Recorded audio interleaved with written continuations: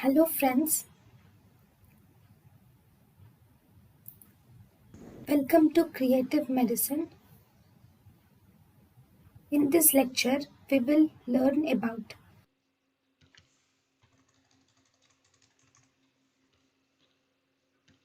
Now, vascular and lymphatic supply of the eye.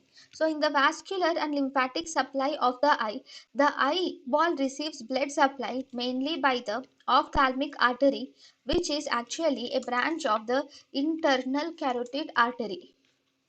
This ophthalmic artery gives rise to different branches which supply the different parts of the eye. So one of the important branch is actually central artery of retina is an important branch of ophthalmic artery. It supplies the surface of the retina.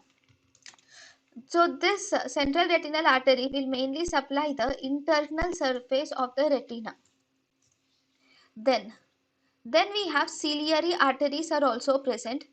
So ciliary arteries are also present. These ciliary arteries are divided into three groups.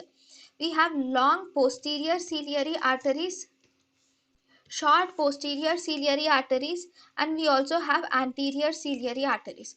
So ciliary arteries are of three types: long posterior ciliary arteries, short posterior ciliary arteries, and anterior ciliary arteries.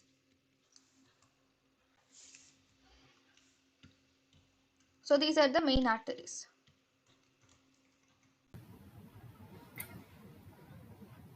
thank you and thank you for watching.